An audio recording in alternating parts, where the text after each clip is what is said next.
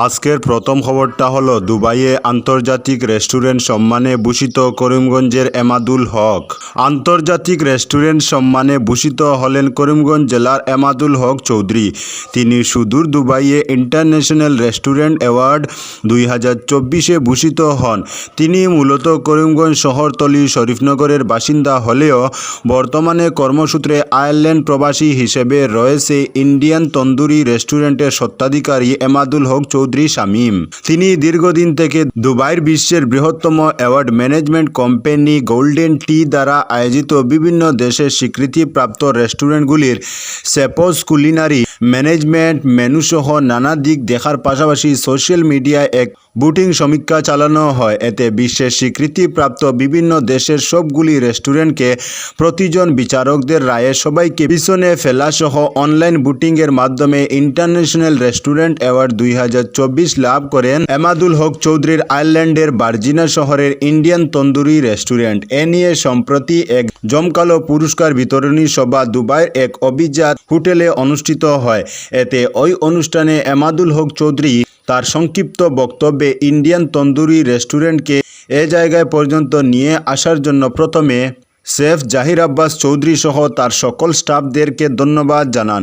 পাশাপাশি তিনি আয়োজক কমিটি, বিচারকগণ, অতিথি সহ মূল্যবান অনলাইন ভোটদানকারীরা মিলে তার রেস্টুরেন্টকে সব দিক দিয়ে বিবেচনা করে সেরা নির্বাচিত করে 1 নম্বর অ্যাওয়ার্ড প্রাপক হিসাবে সিলেক্ট করার জন্য তিনি সকলের প্রতি কৃতজ্ঞতা ও আন্তরিক ধন্যবাদ জ্ঞাপন করেন।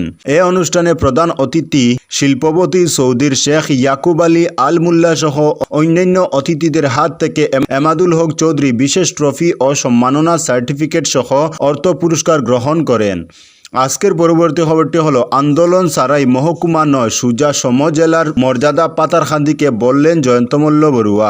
রামকৃষ্ণনগরের পর পাতারকান্দি সমজেলা কার্যালয়ের উদ্বোধন করলেন মন্ত্রী জয়ন্তমল্ল বড়ুয়া। শুক্রবার ভারত বাংলা সীমান্ত জেলা করিমগঞ্জের পাতারকান্দি বিধানসভার জনগণের দীর্ঘদিনের দাবি ও আশা পূর্ণ হল। এ উপলক্ষে পাতারকান্দি থানার নিকটবর্তী বিসর্জন ঘাটে এক অনুষ্ঠানের আয়োজন করা হয়। অনুষ্ঠানে মন্ত্রী বলেন, দীর্ঘ 40 বছরের আন্দোলনের ফসল আজকের দিনের এই সমজেলা প্রাপ্তি। 1984 সাল থেকে পাতারকান্দিতে মহকুমার দাবিতে অনেক আন্দোলন হয়েছিল এবং এক সময় এই আন্দোলনে তৎকালীন এক সার্কেল অফিসারকে প্রাণ দিতে হয়েছিল বলে মন্ত্রী তার বক্তব্যে তুলে ধরেন। তাই এবার কোনো আন্দোলন ছাড়াই মহকুমা নয় সোজা সমজেলার মর্যাদা দেওয়া হয় পাতারকান্দিকে। তিনি এই সমজেলা স্থাপনের ফলে বৃহত্তর এই বিধানসভার জনগণকে বিভিন্ন সরকারি কাজকর্মের জন্য 30 থেকে 35 কিলোমিটার সড়ক অতিক্রম করে করিমগঞ্জ জেলা সদরে যেতে হবে না বলে মন্ত্রী উল্লেখ করেন। মন্ত্রী বলেন, এই সমজেলা স্থাপনের ফলে জনগণ এখানেই জমির রাজস্ব বিষয়ক সেবা, উন্নয়নমূলক কাজকর্ম, কল্যাণমূলক প্রকল্পের সেবা, প্রশাসনিক ম্যাজিস্ট্রিয়াল খাদ্য ও অসামরিক সরবরাহ সেবা, আবগারি, পঞ্চায়েত ও গ্রামোন্নয়ন সেবা এবং দুর্যোগ ব্যবস্থাপনার মতো নাগরিক সেবাগুলি পেতে সক্ষম হবেন। আজকের পরবর্তী খবরটি হলো নাবালিকাকে ধর্ষণের দায়ে লক্ষ্মীপুরের যুবকের 20 বছরের জেল কলাশিব আদালতের। কাছাড়ের লক্ষ্মীপুরের এক যুবককে 20 বছরের কারাদণ্ড দিল কলাশিব আদালত। ধর্ষণকাণ্ডে অভিযুক্ত আশগাত আলীকে পক্সো আইনে মামলায় 20 বছরের কারাদণ্ডের রায়দান করে আদালত। ঘটনাটি 2023 সালের 22 জুলাই। 10 বছর বয়সী ছেলে এবং তার বন্ধু তাদের ক্যাম্পের কাছে অন্ধকারে হাঁটাহাঁটি করছিল। তারা ওই ব্যক্তিকে দেখে মেয়েটির বন্ধু বয়ে পালিয়ে যায়। তখনই জঘন্য কাণ্ডটি ঘটায় সে। ঘটনার 4 দিন পর 26 জুলাই মেয়েটির বাবা থানায় একটি এফআইআর দায়ের করেন। পুলিশ তড়িঘড়ি অভিযুক্তকে গ্রেফতার করে এবং তার বিরুদ্ধে পক্সো আইনের 6 ধারার অধীনে ধর্ষণের অভিযোগ দায়ের করে। মেয়েটিকে একজন ডাক্তার পরীক্ষা করে দেখেন যে সে যৌন হয়রানির শিকার হয়েছে। এরপর আশগাত আলীকে বিচারের জন্য কলাশিব জেলা কারাগারে রিমান্ডে নেওয়া হয়েছিল। ফাস্ট ট্র্যাক কোর্ট কলাশিব অভিযুক্ত আশগাত আলীকে 20 বছরের কারাদণ্ড এবং 5,000 টাকা জরিমানা করে। আজকের পরবর্তী খবরটি হলো ইরান এবং তার আঞ্চলিক মিত্ররা ইসরায়েলের বিরুদ্ধে পিছপা হবে না বললেন খামেনি। ফিলিস্তিন, লেবানন, মিশর, ইরাক, সিরিয়া ও ইয়েমেনের শত্রু এক। ইরান এবং তার আঞ্চলিক মিত্ররা ইসরায়েলের বিরুদ্ধে পিছপা হবে না।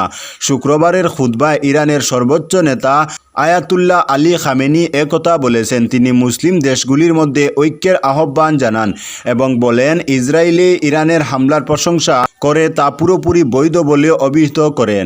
ইরানের সর্বোচ্চ নেতা আয়াতুল্লাহ আলী খামেনি শুক্রবার জুমার খুতবা দিয়েছেন। 5 বছরের মধ্যে এই প্রথম তিনি খুতবা দিয়েছেন। খুতবার শুরুতেই পার্সি ভাষায় খামেনি পবিত্র গ্রন্থ কুরআনের নীতির ভিত্তিতে বিশ্বব্যাপী মুসলিমদের একতার উপর জোর দেন। এতে তিনি বিশ্বব্যাপী মুসলিমদের এক হওয়ার বার্তা দেন। তিনি বলেছেন, এই শত্রুপক্ষ মুসলিমদের মধ্যে বিভাজন ও ঘৃণার বীজ বপন করতে চায়। তিনি বলেন, আমাদের শত্রুদের গৃহীত নীতিগুলো বিভাজন এবং রাষ্ট্রদ্রোহের বীজ বপন করে সব মুসলমানদের মধ্যে ফাটল সৃষ্টি করা। মঙ্গলবার ইরান ইসরায়েলে প্রায় 200 ব্যালিস্টিক ক্ষেপণাস্ত্রের বিশাল হামলা চালানোর পর খামেনি শুক্রবার প্রথম জনসমক্ষে আসেন। তিনি কেন্দ্রীয় তেহরানের ইমাম খোমেনি গ্র্যান্ড মুসাল্লা মসজিদে নামাজের ইমামতি করেন। ইসরায়েলের উপর ইরানের হামলাকে আইনগত বৈধ বলে অভিহিত করে খামেনি বলেন, এ অঞ্চলের প্রতিরোধ আর নেতাদের হত্যার পরও পিছপা হবে না। আজকের পরবর্তী খবরটি হলো, ছত্তিশগড়ে 28 মাওবাদী খতম। মাওবাদীদের বিরুদ্ধে অভিযানে বড় সাফল্য পেল পুলিশ ও নিরাপত্তা বাহিনী। ছত্তিশগড়ের বাস্তার এলাকায় অভিযান চালিয়ে এদিন 28 মাওবাদীকে খতম করা হয়। মাওবাদী দমন অভিযানে এটা বড় সাফল্য বলে মনে করা হচ্ছে। শুক্রবার দুপুর 1টা নাগাদ বাস্তার অঞ্চলের জঙ্গলে অভিযান শুরু হয়। নারায়ণপুর ও দান্দেওয়াড়া জেলার সীমান্তবর্তী এলাকার অবুজমার এলাকায় অপারেশন শুরু করে যৌথ বাহিনী, রাজ্য পুলিশের ডিস্ট্রিক্ট রিজার্ভ গার্ড ও স্পেশাল টাস্ক ফোর্স জওয়ানরা এই অভিযানে সামিল ছিল। বাস্তার রেঞ্জের আইজি পি সুন্দররাজ জানিয়েছেন, তুলতুলি ও নেন্দুর গ্রামের মধ্যবর্তী জঙ্গল এলাকা তীব্র গুলি বিনিময়ের পর 28 জন নকশালপন্থীকে খতম করা গেছে। সঙ্গে সঙ্গে ঘটনাস্থল থেকে প্রচুর পরিমাণে AK-47 রাইফেল SLR উদ্ধার করা হয়েছে। সূত্রের খবর, 2024 সালের মধ্যে 185 জন মাওবাদীকে খতম করেছে নিরাপত্তা বাহিনী। আজকের পরবর্তী খবরটি হলো, পাচারে বাধা দেওয়া বিএসএফ জওয়ানের উপর আক্রমণ পুরো পরিবারের। চিনি পাচারে বাধা দেওয়ায় চোরাকারবারির পরিবারের লোকদের হাতে নির্যাতিত এক বিএসএফ জওয়ান হরিশচন্দ্র পাণ্ডে 150 ব্যাটালিয়ন ত্রিপুরার কলসিমুড়া বিওপির অধীনে কর্মরত ছিলেন। শুক্রবার সকালে কালসিমুড়া দুধপুকুর সীমান্তের 189 নম্বর গেট সংলগ্ন এলাকায় এ ঘটনাটি ঘটে। জানা যায়, ওই এলাকায় থাকা মুমিন মিয়ার বড় ছেলে রিয়াজ মিয়া চিনি পাচারের চেষ্টা করছিল। বিএসএফ সদস্যজন হরিশচন্দ্র পাণ্ডে গেইটে চিনি পাচারে বাধা দেন। চোরাচালানের চেষ্টা ব্যর্থ হওয়ার পর রিয়াজ তার ভাই রিফাত, বাবা মুমিন ও মা বিএসএফ জওয়ানের উপর হামলা চালায়। রিয়াজ কাঠির টুকরো দিয়ে জওয়ানের মাথায় আঘাত করে, ফলে জওয়ানের মাথা থেকে রক্ত বের হয়। আত্মীয়রা তাকে হত্যা করার চেষ্টা করেছিল, কিন্তু আত্মরক্ষায় বিএসএফ জওয়ান তার ইনচার্জ রাইফেল থেকে শূন্যে 1 রাউন্ড গুলি চালায়। গুলির শব্দ শুনে ঘটনাস্থলে বীর জমান এলাকাবাসী। পরে স্থানীয় সমাজকর্মী বাবুল মিয়া আহত বিএসএফ জওয়ানকে বক্সনগর স্বাস্থ্য কেন্দ্রে নিয়ে যান। কর্তব্যরত চিকিৎসক প্রাথমিক চিকিৎসার পর উন্নত চিকিৎসার জন্য তাকে জিবিপি হাসপাতাল আগরতলায় স্থানান্তর করা হয়। তার মাথায় 9টির বেশি সেলাই পড়েছে বলে জানা গেছে।